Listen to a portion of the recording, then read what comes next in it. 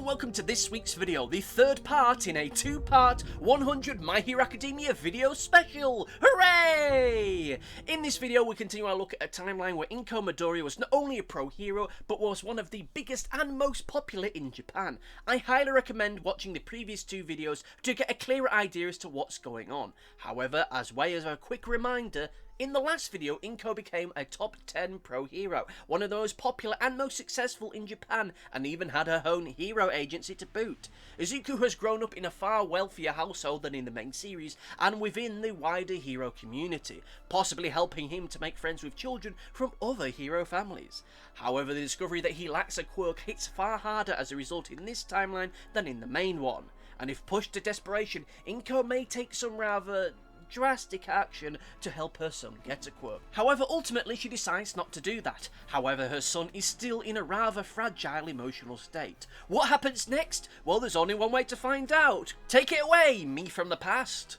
Inko knows that the chances of Izuku becoming a pro hero are slim, but not impossible, and it would be difficult to do so without a quirk. But first they need to determine whether or not he really is quirkless. This could result in more tests being done on him, second, third and even fourth opinions coming from whatever doctors, scientists and professionals that are on the subject matter. They would try everything, even if in the cold light of day some of this stuff might actually just be pure quackery. Again, this isn't impossible to suggest that she'd end up doing, given what we know about her in the main canon, as this is a fight that Inko really would not want to lose. However, eventually they need to concede defeat, even if the only thing this has really achieved is making Izuku's emotional state far worse, or even made them a few enemies along the way. Ironically, Izuku undergoing these tests would likely have resulted in a lot of villainous and exploitative medical professionals going to prison or being exposed for quackery when it becomes clear that whatever quirk gaining or quirk empowering stuff they're doing is utter BS. Which might help his mood, given that he was, tangentially at least, able to put some villains away, but I can't honestly see that myself. However, if Izuku still wanted to become a pro hero even after all of this, and quirks really were off the table, she would help him every step in the way into becoming a pro hero. She'd have access to far more resources and connections than in the other timeline, all being used to ensure that Izuku has the best chance of becoming a pro hero that he could ever expect. He would be trained by former pro heroes, those with and without quirks. He'd be tutored in all the laws and regulations around hero work. He'd gain all the physical, mental and emotional training one could get at his age, and a little bit more so for good measure. Would this change anything? Yes. In this timeline, thanks to all this training as well as the equipment that he'd be given to make up for the lack of a quirk, it would likely put him in the best possible stead to become a pro hero, even if that means that he might end up becoming a little bit more of a Batman type fighter at first, using whatever gadget he has accessible to make up for a lack of power. It would also mean that in the event that he still meets All Might and becomes his successor, he'd have a major head start, one that would rival even some pro heroes that All Might knows, meaning that Izuku would be able to spend far longer learning how to properly use the power that he has gained, rather than spending most of his time harming himself and others in the process, meaning that he would get into UA almost effortlessly, even if this means that Uraraka might not make it in herself, as lest we forget, her helping him with her quirk was one of the things that got her into UA in the first place, and without that happening she probably wouldn't, or at the very least wouldn't make it into Class 1A, which itself could result in a different Class 1A altogether, with one of the borderline students from Class 1B getting knocked up a class in that case. Granted, it isn't impossible to suggest that she still would get into UA, and still get into Class 1A for that matter. Remember, as well trained as Izuku would be in this timeline, this is still Izuku we're talking about. He could still bollocks this all up and harm himself in almost the exact same way that he does in the main series, which itself could end up resulting in her saving him in the end and still getting into UA. In the previous video, I made a great focus on how a different friend circle for Izuku would result in different people in UA, and possibly might result in a worse relationship in Bakugo, which in turn could cascade out of control to the point where Bakugo could even get expelled from UA if the relationship continued to decay and get worse from that point. But don't worry everybody, we're not doing that this week, as I don't think these two would ever have met each other before attending UA. They certainly wouldn't have met each other as children at the very least. Sure, in this timeline, Izuku Izuku might have a different friend circle who might themselves want to become pro-heroes given that they are from pro-hero families themselves, but there's no guarantee that that would happen. The only people that we know who come from pro-hero families in the main timeline that are in the same class as Midoriya are Tenya and Shoto, so that itself doesn't really guarantee anything, and even if they did make it into UA, these new friends, I think it'd be far less consequential, at least as far as interpersonal relationships are concerned, than in the main timeline or in as far as the other timeline that I've done on this subject matter is concerned.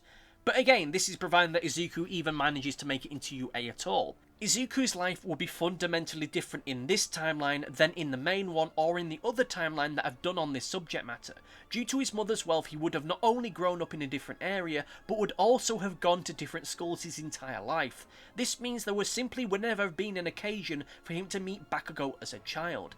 This in turn means there's no reason for Izuku to ever be in the same area as Bakugo when all that stuff with the sludge villain was kicking off. If indeed that stuff even kicked off at all. On that day, Izuku could have been training ahead of his entrance exam or just hanging out with his friends in some other part of Japan. So even if the stuff with Bakugo and the sludge monster still ended up happening, and All Might still was there to stop it, it doesn't mean that Midoriya was even there at all. Now this isn't to say that Bakugo will become All Might's successor, but if Izuku isn't there to prove himself, well, he'd never become All Might's successor, meaning that role would ultimately end up falling to somebody else. Sure, there is a slim chance that he still might become All Might's successor should he get into UA and that he's able to impress All Might enough with his skills and abilities, but I feel, again, that's rather slim, as All Might would really have to go off of would be Izuku's performance in the Eccentrics exam and not really much else. He wouldn't really know about the heroic spirit that exists within Izuku, as the two of them never would have met before, so there's not really much of a motivation for him to become All Might's successor. And even if he did, he might not actually decide to do this until further along in the timeline, which itself might not be much of an option. And again, this is providing that he can even get into UA at all, which itself leads to our second bad end. Sure, this one might not lead to the end of the world, but it would at the very least be where Izuku's story would end up ending, at least as far as UA itself is concerned, but that's a story for a whole other time. However, for the sake of this timeline, I'm going to say that the events that led to Izuku getting One for All happen more or less the same as they do in the main timeline. He still saves Bakugo, as even if he doesn't know him personally, his training and desire to do good would kick in. He'd also end up meeting All Might and impressing him, so much so that All Might would want to make him his successor. Sure, Bakugo might still be resentful of the fact that Izuku saved him, but nowhere near as resentful as in the main series. Now, I know that I haven't really spoken that much about Inko over the past few minutes, as, once again, this is presenting more of a case of alternate history than fanfiction, but at the same time, there's not really much for her to really be doing at this particular part in the storyline, or at least nothing that should be evolved with in a significant way. And any changes that have been happening are more as a result of her being a hero, more so than her actions directly. With this said, Inko would be insanely proud that Izuku managed to get into UA. It would be a dream come true and would really inspire her and make her feel just so hecking proud. However, with that said, it would still raise questions. Like said previously, Izuku would have grown up in the public eye, and even if he didn't, the knowledge that he was quirkless would be more commonly known. Maybe not in the mainstream of public opinion, and maybe not in the gossip columns, but it would be known in the medical and hero community. Would this change anything?